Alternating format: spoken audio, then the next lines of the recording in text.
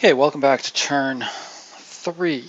This is the 8 a.m. turn of the 160th anniversary playthrough of Stone River, the Battle of Stone River, Murfreesboro, using the Dead of Winter, Great Battles of the American Civil War module. So if you've been following along, they were up to turn 3. The Confederates have made good advances up both the Franklin Road and this road here, pushing along to hopefully get up to these hexes up here. The main goal, again, still is to wreck the Union divisions or the Union brigades and divisions, if we get to that far, as much as possible while achieving this. That will give them the highest victory within there. So looking at the situation as we see it now, starting over here in the lower left, or excuse me, lower right,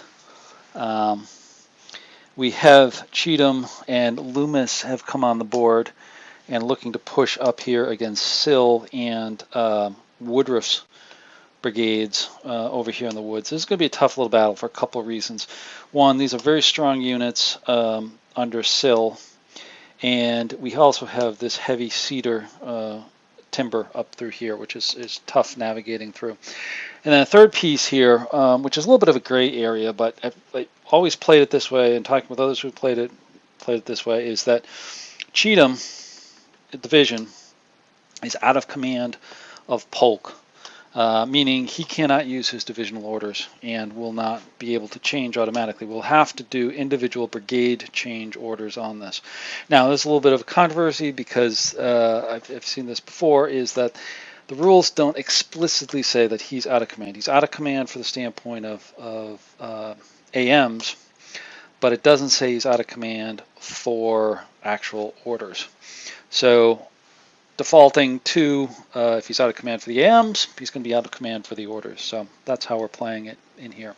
So that will be a little bit difficult for them to get in here. While Sill and Woodruff, they are in excellent position because of their AM draws last time in the cedars, as well as blocking the one open area here, and they also have the artillery facing down here as well. So that's going to be a tough little battle over here. But moving along, we also have over here, back in the center, we have Polk moving up against the rest of Davis's divisions. That's going to be Carlin and Post up through here, as well as Kirk from Johnson's division here. Kirk is in real trouble.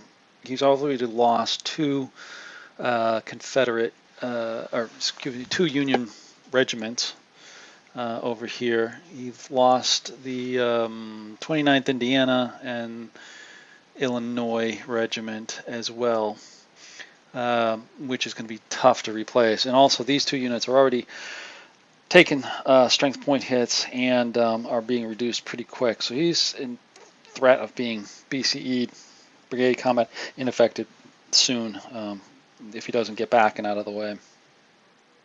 Post is in a pretty good position here, supported by Carlin as a second line of troops over here as well. One of his regiments over here, which is the 15th, let me just zoom it in on here so you can see it, and I can see it. 15th, let's see, come on. 15th Wisconsin. Hopefully that's coming in there. Come on. There we go. 15th Wisconsin. They are putting up a valiant fight here, but as you can see, they are reduced in terms of strength point. They're down to 6, and they're also disordered, facing a whole brigade of Ector's units. We also have Baldwin. He is the one kind of saving grace for the moment. He is a full-strength brigade, very large brigade. You can see most of them are extended lines, and they've gone into attack. They are going to try to counterattack with this. Figures that's the best way forward, at least pushing back the cavalry a little bit if possible, but the cavalry obviously can retreat, so they will be a little bit more mobile. So we'll see what happens over there, and try to drive back to get Wilrich back into his command to try to extract that out of there if possible. On the other side of the coin, both Rains and now Wood are going to try to reduce that command to get them BCE'd as quickly as possible to, again, gain victory points. Now, with the main force of Claiborne on here, they are going to move, again, up the road and try to drive through the main force here. Going to be a little bit tough because we do have some batteries in position over here that are going to be a little bit tough to knock out. But I think with Polk and Liddell moving up this way, and we've also got Confederate Johnson, strong division over here, can come up through here as quickly as possible. We're going to try to get them up here this turn and try to break through, or at least get close to getting a breakthrough, because we're halfway through. We've done 2 turns. We've got 2 turns to go, and we'll see how everything else turns out. Artillery basically is staying somewhat behind, just not to cause a traffic jam. That's one of the biggest things that I've encountered with Great Battles, the American Civil War. It's great if you are a traffic cop or have any type of organization, because you do not want to get too much clogged up here. In fact, right now I'm a little bit worried about what's going on up here in here, getting clogged up and stopping the Confederate advance. So with that, that kind of gives you an introduction in terms of where we are. Now, I've already done the first part, the initiative order segment. We're down to the activation segment. Give you a little bit of recap on that. The initiative, once again, the Confederates won the initiative, so they're moving first. Chains of command, you can see the other command markers, who's in command, who's not on a command, who's in command and who's not in command. Division orders pretty much have stayed the same for the Confederates. As I said, over here, these guys can't change. They'll have to do brigade change orders over here. We put Baldwin into attack orders. We've got this one regiment back here still in march orders for now, but that is part of Kirk's unit, so I'm going to try to get them over there, and they can unite up here and make a third line up here, hopefully, within there. There's no reinforcements, there's no reserve, so then we chose our initiative. The initiative, the first AM is going to be Claiborne, right there. So that's going to be the first one coming out. So they're going to attack up through here, and I'm going to do them pretty soon. And that brings us up to where we are starting for the turn. So with that, with Claiborne, I think the attack is going to be like this. Polk will continue here. Liddell will come in to the attack over here as well. And I'm going to do these off camera just to sake of brevity and everything, and kind of review with you again. Wood is going to now attack up here to Woolrich's brigade, and then Johnson is going to have to get the right timing to move up the road so that they can provide a punch through there. So let me get started with Claiborne, and we'll go from there. Okay, bring it back after Claiborne's activation. Several key things happened here with Claiborne's activation. First off, Polk attacked down, but up into the woods here, pushing back Kirk, and ultimately Post over here with a combination of Liddell's attack over in here. Fortunately, there wasn't any shock. Both Kirk and Post were able to retreat before a shock, so they were able to get away. There was some strength point losses in there as well, but they were able to retreat pretty much intact. They're disordered and really brittle at the moment, but they did get away. But Polk did make it through. He's almost through the cedars over here, reaching the crux of Davis's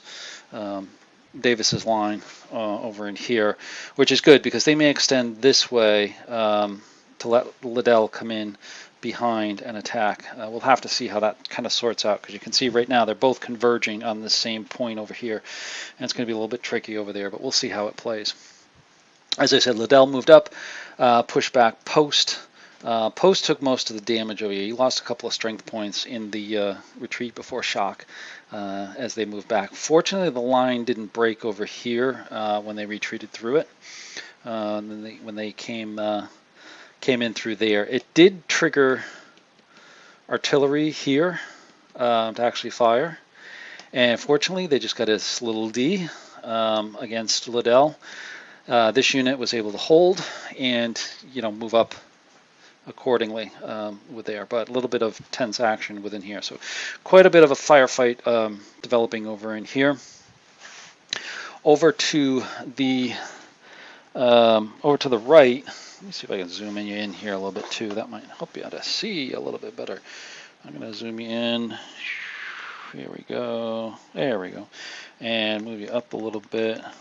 There we go. So over here, one of Liddell's units pushed back against the 15th Ohio. Actually was able to knock off a strength point with it, and then they retreated before shock. We were able to get up in here. This was key because this actually pinned a collapsed unit right here. That was the 49th Ohio was here, pinned here, and that allowed Wood to then push up over here and really just destroy 2 units. There were 2 units lost over here. There was the 32nd Indiana was over here. 49th was here. 32nd Indiana was totally wiped out completely and went in as eliminated unit. 49th was routed over here, and the guns were abandoned that were with them, really knocking out Woolrich's units. But still, he's not quite there at brigade combat ineffectiveness yet, because the 15th Ohio is still in good shape. So they're going to hit against them, and really they want to get out of there somehow. They're going to retreat any way they can if they get a chit before the next attack appears. The last piece of it here was Johnson. Real decision here. Again, you've heard me before, I don't like traffic jams. But I was able to clear this out a little bit, and he was able to move up along the road in a perfect position. Actually moved out around here.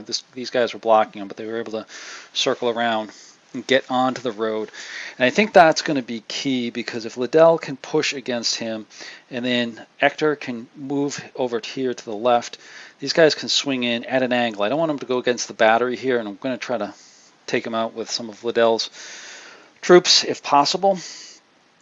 To fire at them, but if you can get over here and angle in over here, maybe able to get over here. Of course, there's a battery over here as well. Or if Liddell, fails and has to fall back, they can move up here and drive this way and try to create a seam over on this side with it. Worst case, he can come up. If the cavalry has to fall back, he can swing across over here and try to flank this way. I don't like that because that's going to take much more time that we're running out of for the Confederates. So that's what Claiborne has done. Pretty effective first activation. So I'll move on to the next one here, and that's going to be Cheatham. So we're going to move out to the other corner of the board, back out here. Let me zoom you back out. Down in this area over here, and see if they can move. Now the first thing is going to be brigade activations for these guys. So I'm going to take eeny, meeny, miny, mo. Which one do I want to do first? We can do Vaughn or Loomis. Yeah, I don't think these guys, because of the command and the way it is, I don't think they could. There's another point. They could actually do a coordinated attack here. So I'm not going to do any coordination attack just because of their command structure. I don't think Cheatham had the good graces to get these guys in shape. So they're actually going to activate separately here. But I need to do a brigade change orders for each of them. So why don't I just do that on camera with you so you can see what that's all about. So we're going to do the brigade change orders. We'll do who's going to be the best one first. Either of them are about the same, so let's go with Vaughn. So they need to hopefully get a 6 or more on this dice roll. Now there's, let's see, Brigadier's stacked with Division. Yes, he is, so it's going to be a +1. Corps Commander isn't there, and there's no plus or minus for the brigade. So it's going to be a +1, needs a 6 or better.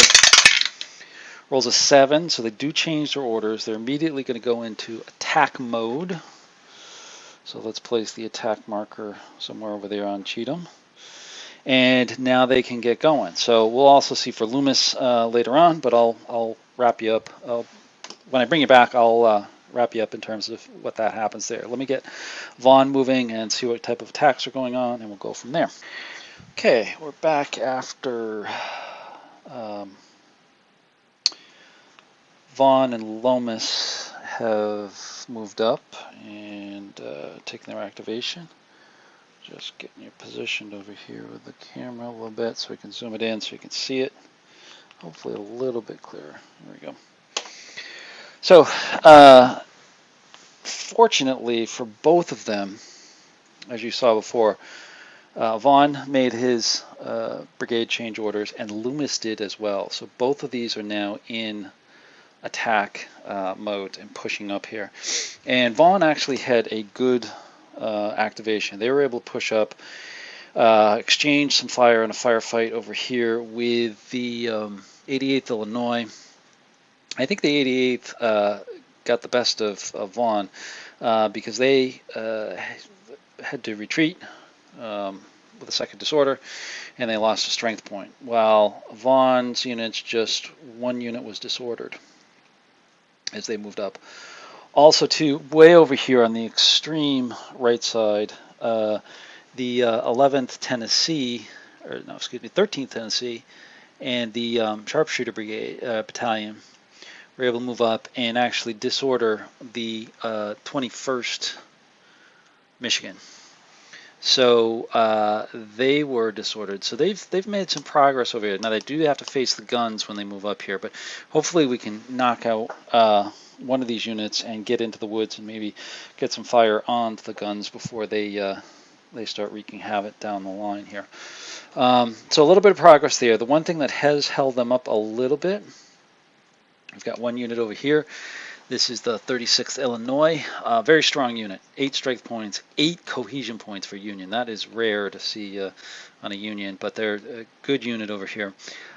They stayed put, and they refused their flank once they moved up over here, and they were able to stand in with that. And they've traded a little bit of fire over here with the 22nd Alabama, and not much has gone on. Same thing with the 25th. Just a little bit of back and forth, no real disorders or casualties within there. On the Loomis side of things here, they moved up here to attack the 25th Illinois right here. They were right there.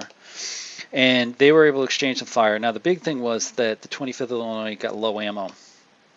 And Loomis, the Alabama units here, were looking to shock them in there. Again, Woodruff thought discretion, better part of valor. Moved them back and retreat before shock. They survived, figuring they've got a nice little trap over here between the guns, them, and potentially them to fire on them.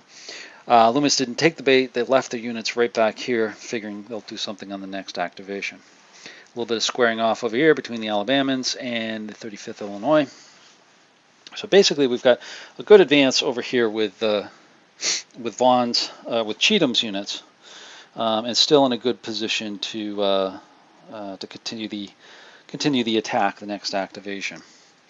So that's a little bit of what's going on with Cheatham. We'll pull the next chit, and that's going to be another Confederate. It's going to be Claiborne again. Ooh, that's going to be Claiborne's second. Without a Union activation yet. I knew this was going to happen because, as I said in the introduction to this, the Union, or maybe I didn't, I will now. The Union pulled the 2 AM or 2 efficiency chit, which resulted in 1 AM at McCook's level. Now that's been adjusted for both Davis and Sheridan, so they actually got 2, but things like units like Johnson, they only got 1 AM out there. So Very few Union AMs are in the cup. There's a lot of Confederate AMs in here, so that's going to give them an advantage in terms of attacking and being able to dictate what the turn is going to look like within there. You know, a little bit of advanced knowledge for me. I'm still going to stay with the attack as I was pressing, and just keep pressing up the road and across here, you know, to keep the advance. Actually, let me zoom you out. There you go. Up the road here and across here. No change in terms of what we're doing. In terms of the Union, it's mainly just hold on, keep units from getting lost, and kind of going from there. So that's where we are. Claiborne's next, so I'll get that one going and be right back with it. Okay, we're back with the rest of Claiborne's second activation.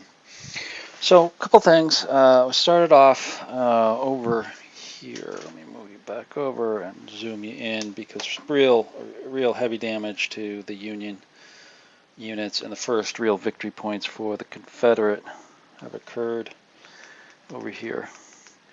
So with Claiborne's activation, Wood could just come up here and crush the remnants of Woolrich's brigade. All the regiments, the 3 regiments that were here, were totally wiped out, eliminated completely.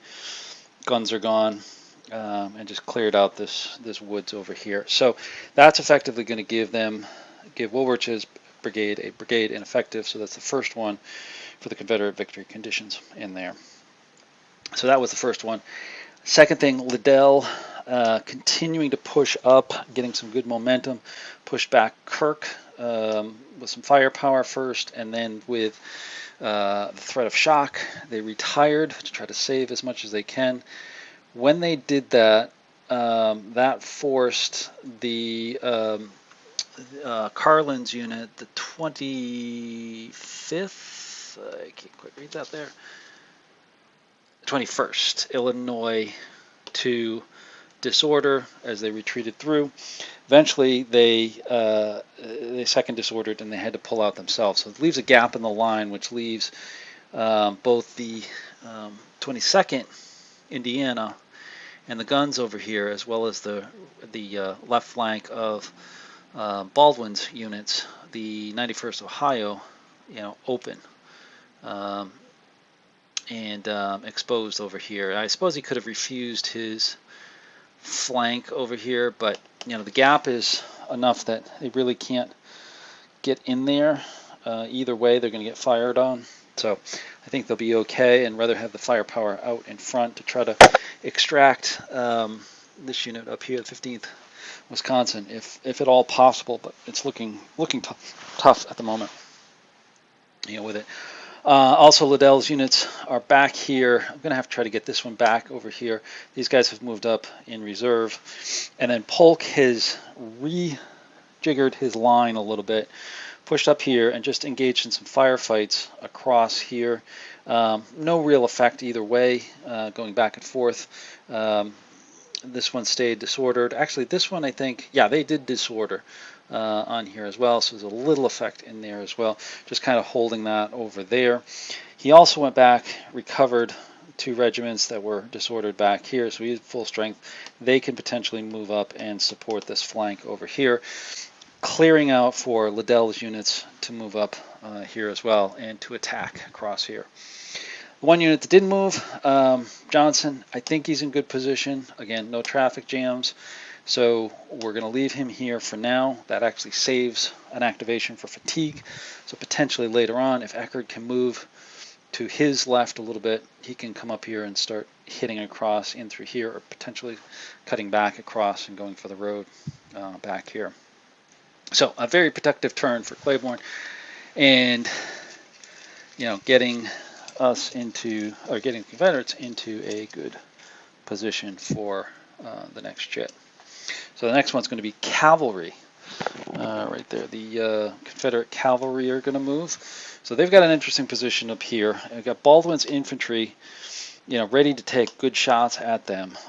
Given the fact that they've got rifles, got some good firepower, they could do some damage on here. I have a feeling the best thing for them is going to be retire a little bit, but I don't want to expose his flank, Ecker's flank over here, too much. So we're going to have to watch. They may just kind of wrap back here a little bit and still provide some defensive cover for Ecker's flank over here so that they can potentially move back this way.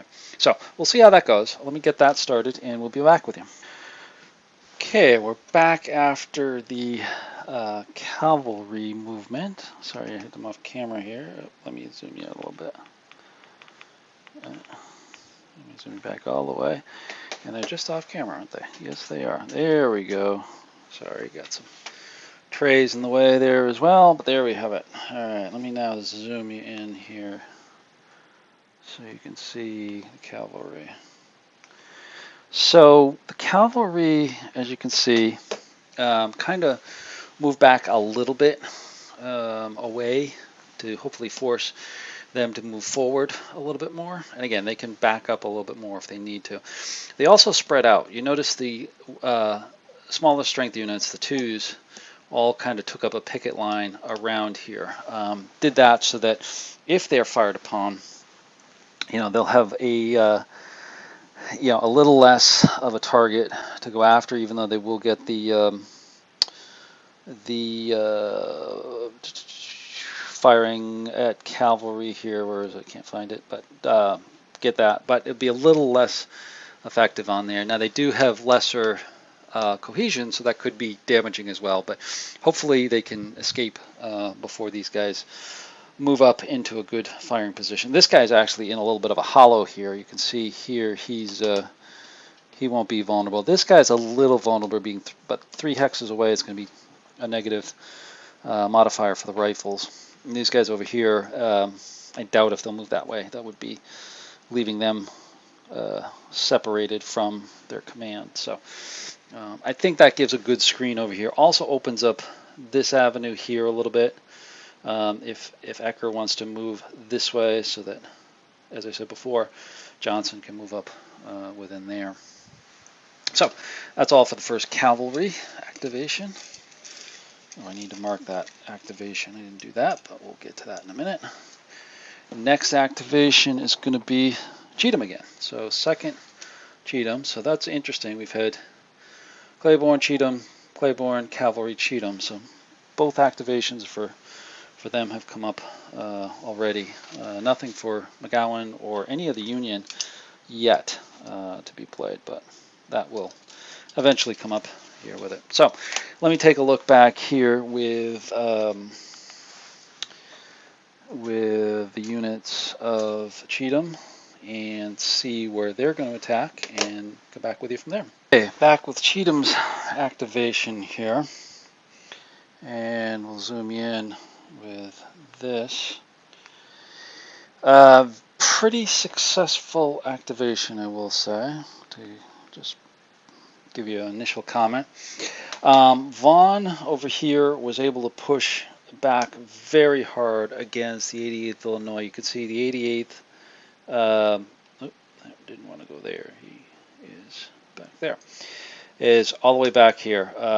Disordered, retreated, so forth. There's a couple of step losses in there. They're down to 7 now. Also over on this side, the other, which I thought was a strong unit, they had good cohesion, buckled as well. They lost a couple of steps in their retreats. The artillery has come into action with no real, well, one real effect. It knocked back the Tennessee unit over here. But now we've got these units that need to recover. Luckily, they're still blocking over here, but Vaughn has essentially taken the gap over here and is looking to push through in beyond here. So if they can do that here on their next activation, and they'll probably go for a third activation, then next turn they'll be in good shape to potentially dash down here, to head into those victory hexes over there to enhance the victory. Also, too, Loomis made some advances over here. They actually took those parrot guns, which it's another odd setup. Parrot guns in the middle of the cedars, and they can't move very well. They took those pretty easily. Even though they got canister fired at them, they survived the canister shot and got in there as well. This 25th Illinois of Woodruff's unit tried to pivot. They did, but they got disordered when they did that. So they are facing there, but they are disordered. So Woodruff is taking some damage over here, pretty hard. The only one bright spot here is the 36th Illinois, but they're being surrounded, slowly being surrounded. And at this point, they are trapped in here. They do have a very good cohesion, and they've been withstanding some firefights over here with the Alabama units. But they can be surrounded very easily and pretty much taken down fairly quickly. But it may slow them down, so we'll have to see how that goes with everything. So, looking at our next chit. First off, here I'm going to zoom you back out to our long view, and sorry about that movement. We'll get in and look at the next one. Oh, we got a union. All right, Davis is coming into action next. So we get Davis's chit. Now they're gonna have two chits. So this is their first one coming out. Davis is up here. He's got some damage to correct in here somehow. Also Woodruff, figure out what they're gonna do, even though they're out of command. So they're only gonna get one activation. Not sure to use it now. I'll have to think about it and go from there. We've got Carlin, who's spread out, and Posts, who's retreating here as well. So they've got to firm up the center here as much as they can with this activation, and kind of go from there. So we'll be back with you with that one. Okay, back with the end of Davis's activation, first activation here.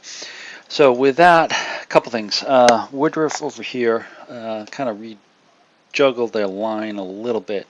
The loss of their guns over here, putting themselves more in a defensive position and trying to fall back here, particularly as Sill is having problems trying to hold back Vaughn over here. So they moved back a little bit.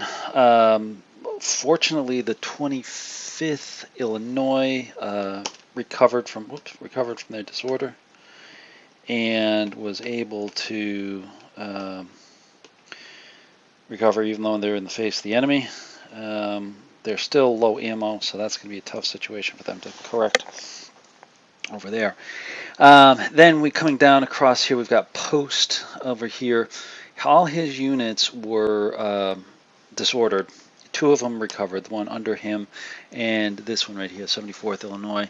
They recovered. 75th, which was up here and refused, they did withdrawal and came back into this hex. Got a whole bunch of withdrawal fire on them. Fortunately, they survived and were able to move in underneath here. So they've been pulled back a little bit. I'm not sure if that's going to help or not, because Polk is pushing pretty hard. Same with Liddell up here as well. Carlin, kind of in the same boat. He needed to recover units, and he recovered this unit here, 21st Illinois, I believe that is. And then this unit actually fired and disordered the Alabamans over here. This unit is hanging tight in the middle for now. They can move in here as a quick reserve if need be, or go and help out Woodruff. One that's really tough is these guys back here. Not sure what I wanted to do with them. A withdrawal back here could have brought some fire, and plus they'd be going side by side in here. So they tried to recover, but they actually failed to recover. So that should be interesting come McCowan's activation over there as well. So that's it for Davis's first activation. I'll have one more coming out somewhere later in the turn. And right now, we have the random event. Random event comes out. So let me roll for the random event over here. See if we have one first. Rolls a 3. That's going to be Confederate random event. So got to go back to the battle book and look that up here in our battle book. Battle book. There we go. All right. So roll the 3, and we're going to get a 5. Division leader loss check. Roll dice 1 to 4. Okay. Next, each player picks one leader to be target. No, both players pick a leader on the same side.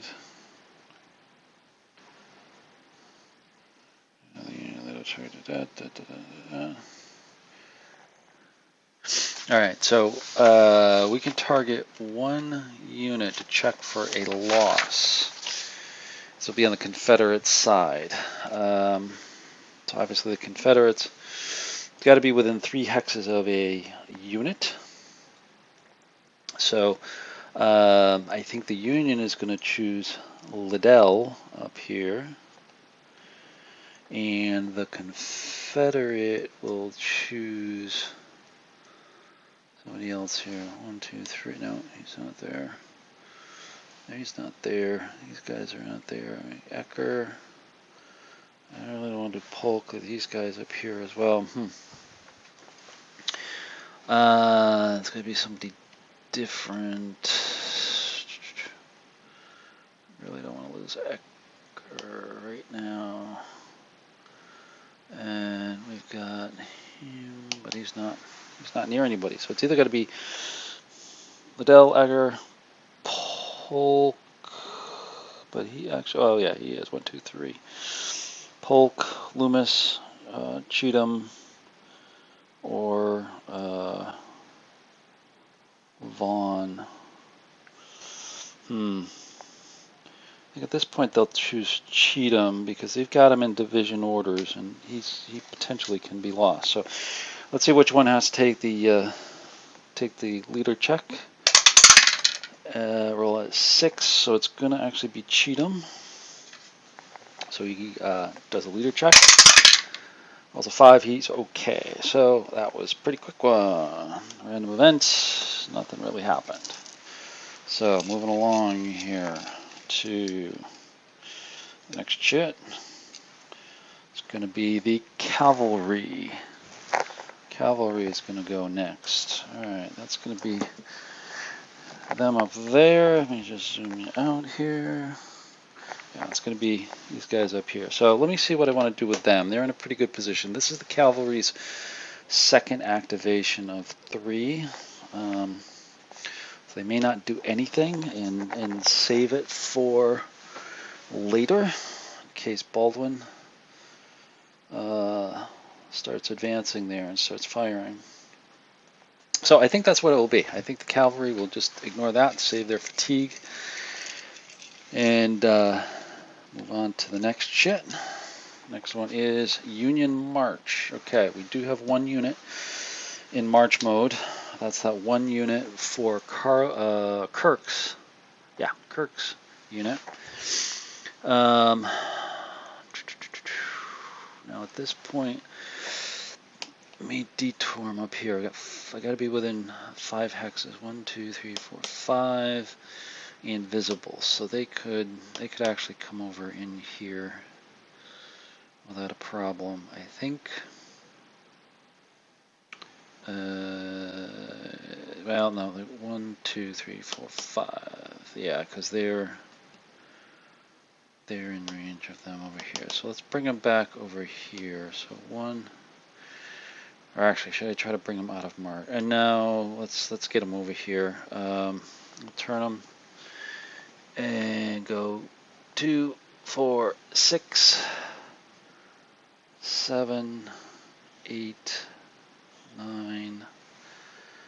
That's a second activation. I'm counting out. 9. Turn again. 11. Still on the second activation. And I think that's where they've got to stop. Let's see, he's there too. 1, 2, 3, 4. Yeah, he'll be in range. Okay, so that'll be good. We'll stop him there, and that will be the march. So burning through some of these lesser intense activations here. Going to the next one. Ooh, cavalry again. Ooh. Interesting, interesting. Wow. Okay, so cavalry came out before Baldwin. So they may take another step back here, I think, just to give some gap over here for some of these units, whether it be Wood or what's this here, McNair or Rains to move up over on this side. So let me get that moving and be back with you after that. Okay, we're back with the end of cavalry's turn. Wharton pushed back a little bit. He stayed up here with his command, kind of watching out for them. They can retreat quickly if they need to. Artillery did come up. I forgot on the last turn, but they burned up their out of command activation. So they could move up over here, and they're now in a position to help support any type of defensive action that Baldwin might do. But now this gives a gap here to kind of slide units over, infantry units over to go after Baldwin there as well. So, with that being said, we will pull the next chit, and that's going to be, back to Davis. So this is Davis's second chit. Alright, so this is Davis's second chit over here. So, got to figure out what they're going to do with them, because they're still, let's see, Cheatham has had 1, 2... So Cheatham still has one more, and they will probably use it and get fatigued because they've got to push. We've had Claiborne with 2 come out already. He will probably do at least one more. Incur some fatigue, get Polk moving up Liddell and Johnson. And then, of course, we haven't had McCowan at all. Okay, so let me take a look at that, and I will get back to you. Okay, back with Davis's activation. A couple things here to start off with. Woodruff down to the south here. Zoom in and move you down a little bit. Over.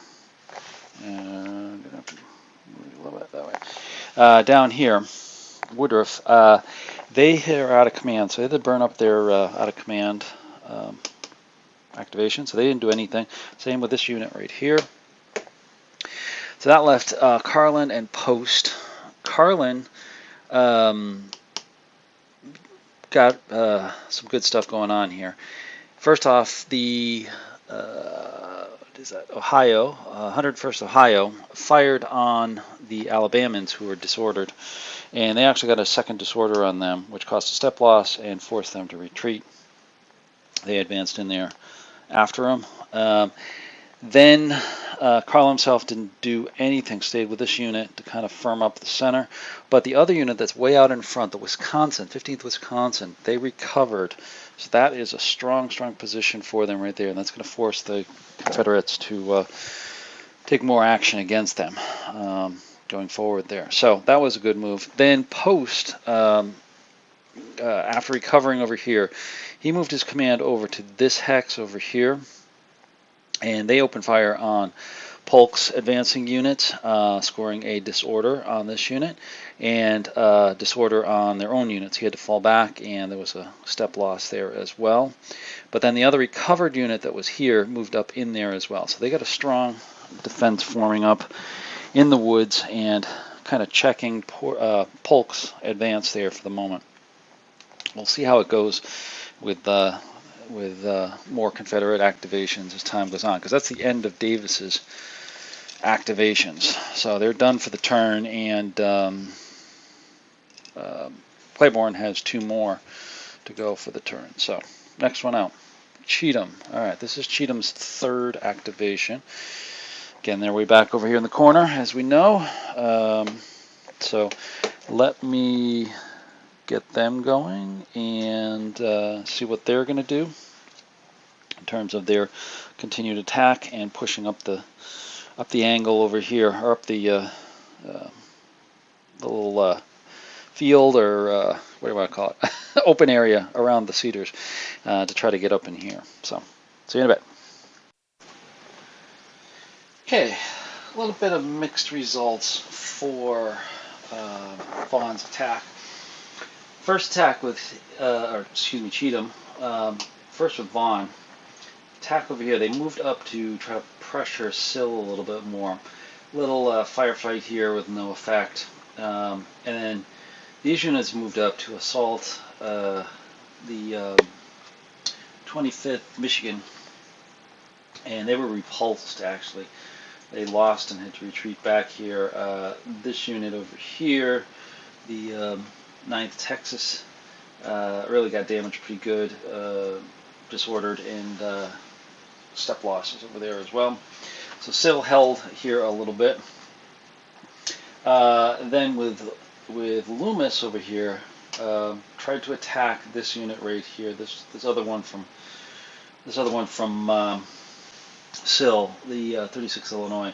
Now they did get some pressure on them and did some serious damage. They're down to about half strength now because they are surrounded.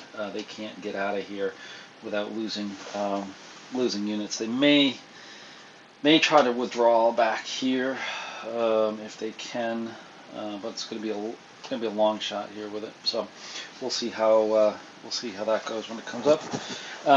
Meanwhile, a little firefight over here. Not much going on with it. So there's still some pressure here, but it's slowed a little bit. Vaughn is around the corner. Loomis is caught up in the cedars. Hopefully, next turn they can kind of break through. I'm not sure because they've only got 3 activations. So at worst, they can try to wreck one of those brigades because that's the real victory conditions there. All right, so the next one is March for the Confederates. All right, there's nobody in March, so March orders. So we will just continue on from there. Now we got McCowan coming out here, back over here. Let me zoom you back out here. McCowan's units are back over here. And this is what I was looking for. I would have liked him back after Shelburne to get Ecker going. But now we've got him going. So let me take a look, see what I want to do, and get back with you from there. With McCowan's turn. So Ecker did a little firefight here with 15th Wisconsin, right there. Both sides were reduced, and he lost a strength point, and either were disordered or not. So not much changed here in this action. They did swing around this unit, which is the 14th Texas, over to the other side here to kind of extend the line and open up, hopefully here, so Johnson can get up here into line and attack. Rains back over here. He shifted. He was, in this big attack against Willich troops here in the woods. He's pulled back over. I didn't want to get him back over because it'd be a big traffic jam over here. So I pulled him around here. Hopefully they can make it around. They did try to do a brigade order change, but failed. They had to retain. But luckily they didn't stand, so they could still move a few hexes and get out there. The last one here with this guy here, McNair. These guys moved up a little bit, but again, I don't want to block in Johnson here. So they just moved up a little bit so they could stay in command range here. I think next activation they may try brigade order change so that they can try to move up over here and support that attack over in there. All the artillery here, of course, is out of command, and I've left it behind. Yes, it would be nice to have it over here, but just don't have the time. And I think it would be more of a traffic jam than anything else. So, with that, that's the first one for McCowan. And we'll go on to the next one. We've got about 8 more chits to go. Next one is Sheridan. Okay, Sheridan I think has 2 chits, so this is his first chit over here. So again, he's back over here in the corner with Sill. Now Sill gets a chance to try to recover. Oh yeah, and this guy over here, let me zoom in on this a little bit if I can for you. And then over, and then down. There we go. he's going to try to get him out of here if possible. They can withdraw. It's going to be a dangerous withdrawal, but we'll see. And we'll also see about getting these guys recovered, kind of pushing them back a little bit, and kind of holding them off. So let me do that, and I'll get back. Okay, back after Sheridan's move. Well, it was a risky move. They tried to withdraw back into this hex, I think. It was either one of those they could go to here. Got pounded on 4 sides here. Just reduced them down to collapse. Then they took another hit on the last roll, which did them in because that reduced them. They passed their disorder, but then failed their route check, so they fled. So that's another destroyed unit for the Union. But on the positive side for Sill, they did exchange a little bit of fire here, no effects. They did recover both of these hexes here. And also the artillery moved back up into there. We'll switch them around the next activation. But they still got a good hold on the northern part there, even though the center is kind of weakened. But remember, there's just one more turn, so we'll see what they can do. Hopefully they can remain unBCE'd, which I think they will be okay, and can just hold out so they don't let Vaughn get around the corner there. Okay, next one out. McCowan again. Okay, there's McCowan's second one. So what are we down to? Yeah, okay, 6 more to go. All right, so let me get McCowan going, and I'll get back to you. Okay, back with McCowan's turn, or activation, I should say. And first off, we had Ector over here, again, getting into a firefight here with 15th Wisconsin. They were disordered, but they reduced them by a strength point. Luckily, they held the disorder, so they're really taking bitter fights. Same thing with this here, trying to get them down, because that unit, it's in a dangerous position here, because even though it has a strong cohesion, it's at a strength of 5. One more loss and they will be collapsed, which means that they will not be able to try to recover, and they will be subject to checks every time they take a loss. So they're getting really in a dangerous position there as well. Now, McNair over here, he was over in here and over in here. He was able to change his orders to advance. So they actually were able to move up here. They're going to try to swing around and cover this backside and try to break through the other half of Baldwin over here. With that, again, moving out of the way for Johnson. Hopefully he can get in there and get the Dell moving up here as well. Get them into the attack so they can push through there. Rains over here tried to do a brigade change order, failed, so they're sitting over off to the side and didn't do anything this turn. So that's actually good, because they will not soak up any activation fatigue. So we do have Ecker and McNair activating here as well. Okay. So let's move along to the next activation. It's going to be, there we go, Claiborne. So that's his 1, 2, third activation here. So they will incur fatigue if they move, and if any units are moving. And we'll have to see what we want to do. So I'll be back with you for that. Okay, back after Claiborne's third activation. So Liddell tried to push up here, but was repulsed and pushed back. He's now disordered, lost a couple strength points over here, trying to reconsolidate his units over here. This has put a big roadblock up here for Claiborne. So he shifted Johnson to go over this way, try to come around. I don't know if that's going to work, because they're going to blow through these units. Wood's also coming up here as well, so we'll have a good force. I just don't know if we're going to have enough time to get around there.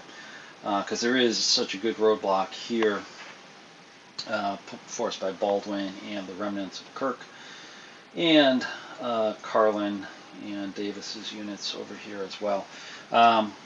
Just to know, we just need to wreck some more units. Brigade combat and effectiveness is the big thing, so we need to try to do that as much as possible. But we're getting towards the end of the turn. Not many activations left for the Confederates, and also too that does have the specter of fatigue in there as well. So we'll see how it goes here. So next shit out of the bucket is, it's going to be Sheridan again. So that's going to be Sill over here. So we'll see what he'll do. That'll be his second and last. And we'll do that and go from there. Okay, with Sheridan's second activation here, just pull you back here a little bit, and we'll zoom you in. Sill basically, again, playing defensive as much as possible. Just tried to hold off a reposition to hold off the Confederate attack. So the artillery moved that had moved up here, just switched places. No real fighting over here. A little bit of firefight over here. Both sides were just lost a unit and were disordered. And then this unit just moved back as a blocker to prevent Loomis from cutting through the gap there as well. So that puts up a nice block for the Confederates over there. Next up, winding it down here, yep, we're just down about 4 chits. We get the second Claiborne, or the fourth Claiborne to come out. And big decision, do we want to keep them moving and get fatigue? Actually, we can move up. Johnson can actually move up and move forward. And he will just get 1 fatigue. Everybody else will endure second fatigue. All right, so let me take a look at that. That's going to be the last Claiborne, so we just should have a couple more. McGowan and who else we haven't had here? I'm looking at Claiborne, McGowan 1, 2. I think it's just McGowan and oh, Johnson. Johnson hasn't moved yet. Oh, that's interesting. He's holding the center here, so Baldwin and stuff would have some sort of counterattack here possibility. So that weighs into what to do with Johnson. So let me set that up and we'll get back. Okay, so I think with Shelburne's last, given that Johnson still hasn't moved over here. The Union Johnson did move, but Confederate Johnson, he moved up and extended Ecker's line out through here and look to attack next turn.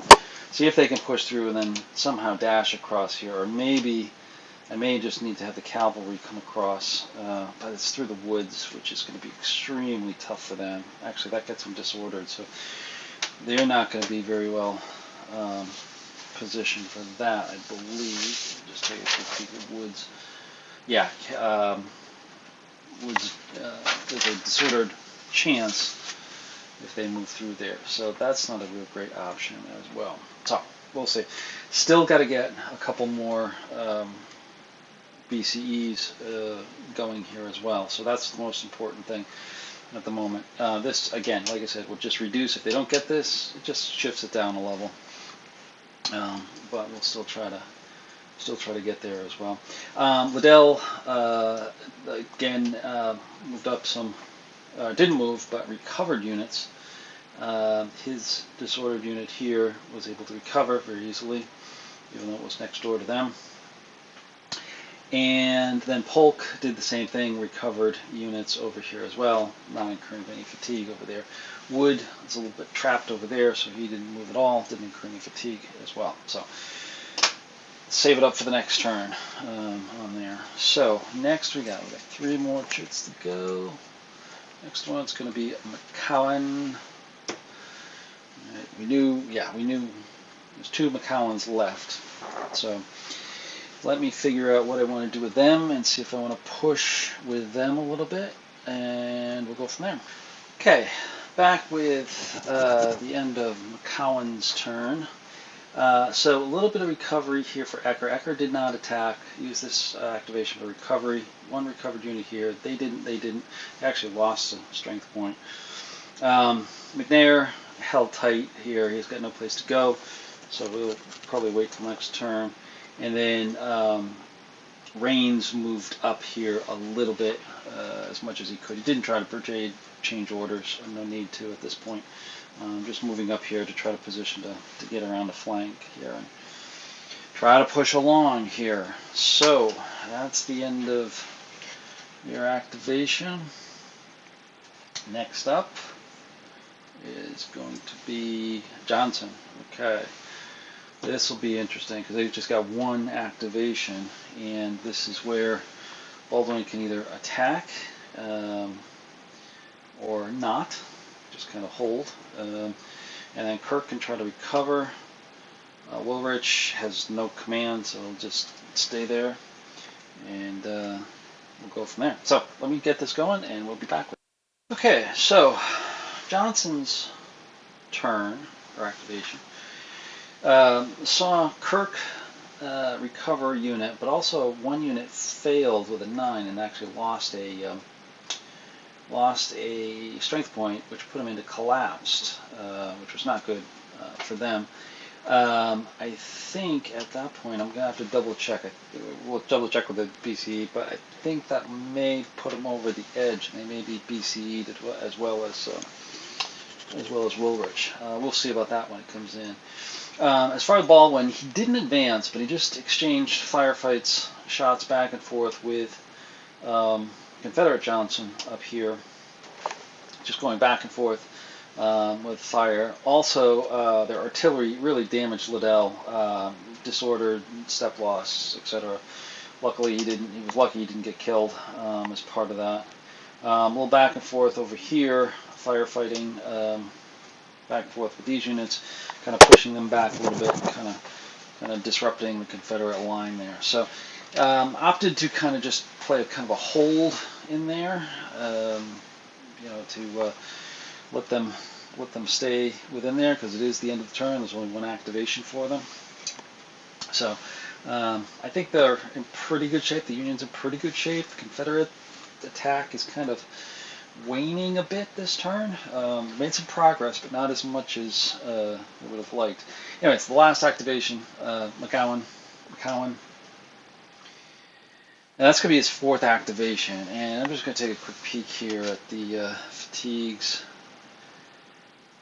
Yeah, everybody's really fatigued at this point. I could do some rallies over here. He needs to potentially. Oh no, he's collapsed, so he can't rally. He's okay. He does need to rally, so he will attempt to rally. I'll just keep you on the camera here for this. As he's trying to rally, he's got a -1 for the leader. So it's a 4 with a -1. Rolls a 0. So he's +1 because he's in the frontal hack, so it's 0. Anyways, he made it. And he's back in good shape.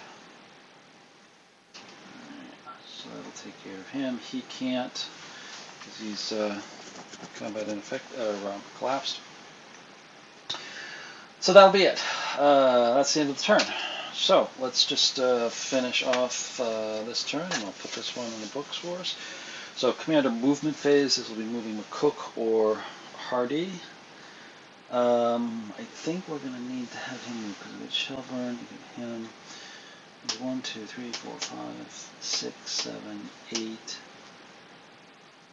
9, 10, 11, 12. Actually, he's just in range. 1, 2, 3, 4, 5, 6, 7, 8, 9. He's in range as well, so he doesn't necessarily need to move up any closer. And I think I'll leave him back here with the artillery. I'm just going to clean these up here a little bit. Off these status markers. Also 2 are abandoned guns. They go to abandoned 2. Obviously, there's not going to be any chance of them being recovered. It's doubtful, but we'll flip those over as well. Okay, a little bit of housekeeping there. So I don't think there's going to be any brigade or commander movement. So we'll go into the combat ineffective. Replacement and reserve recovery. There isn't any. There's no leaders lost or anything like that. So now it's the combat ineffectiveness here. So let's just take a look. We already know Woolrich is combat ineffective. He lost his whole brigade on there. I just want to check on Kirk in terms of his losses, because he is in a pretty dire position here. So I think we've got two things with the brigade combat ineffectiveness. All regiments are either eliminated, collapsed, or disordered, or more than half the brigade's regiments are eliminated, collapsed, or routed. So with them, there's one, two, there's two that are routed, guns, and then one that's collapsed, so that's three, and then two in good order. So yes, Kirk is in brigade combat disorder. So we've got two units. Excuse me here while I find my jits. Oh, here we go. So we've got two of them, at least two of them, that are in brigade combat effectiveness. So that'll be them, and that will be Woolrich under there. I'll put that under in a little bit. All right. So looking at others over here, I think Post is okay because he's got one. They're just disordered. They're in good order, and his losses much. They haven't lost any actually, so they're in good order. Same thing with Carlin. No losses over there as well. Sheridan Sill did lose one, but everybody else is in good order, so they're okay. Baldwin's okay. Carlin, what am I missing here? Woolrich here, he's got one, two, three, he's okay. Alright, so I think everybody else is okay for the Union. On the Confederate side, I think they've had really no losses. And I think everybody's pretty much has at least one regiment that's in good order. So I don't think there's any over there as well. Okay, so that's it. And we'll just move the end of turn marker. And we're on to the last turn, 9 a.m. With that. So that brings us to the end of turn 3. Still pretty exciting. A little bit of stop here. I was surprised. Union got some good defensive rolls to stop the Confederates, although they have pushed forward slowly. That's the key. They're moving slowly. 2 brigade combat ineffective units, which impossible to recover from. So just taking a look at our victory conditions over here. I believe that's going to give some sort of victory here. Yeah, here we go.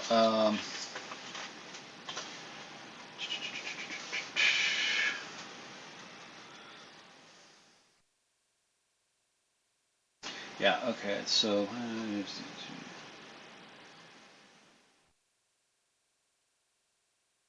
it's divisions. Okay, so it's divisions. So we've got 2 brigades. So that means 1 division is combat ineffective. That'll be Johnson because there's 2, more than 2. So I should put that out as well. I'll get that out there. He's brigade ineffective. So that gives us 1 or division combat ineffective. So that'll give us 1 that's ineffective. So that gives a minor victory. And then there's no Confederates so far that has a loss, but they haven't captured this over here, so that would bring them down to what's its victory? A draw. So that's one of the reasons why I do this, because a lot of times I've played this before, and once you get to turn 3, this is what happens. You get the division ineffective, you get a minor victory, pretty much the game's over at that point. The Confederates, the Union really doesn't have a chance to knock out a Confederate division with that as well. So that's why I kind of put that in there. I think it gives a little bit more balance to it, forces the Confederate to play turn 4 like this, because right now we're still at a draw, even though we've got 1 ineffective over here. We're still at a draw on here, so they can either drive up here, try to knock out another division, either knocking out Sheridan, which would mean getting these guys disordered, him and him disordered here as well, or knocking out a little bit harder Davis, who's here in the woods here, and most of his units are in a pretty good position. All three of his brigades are in good shape for now, but we'll see what the next turn brings. So with that, I will end it here for game turn 3. Thank you for watching the 160th playthrough, Battle of Stones River, Dawn Attack. See you on the next one.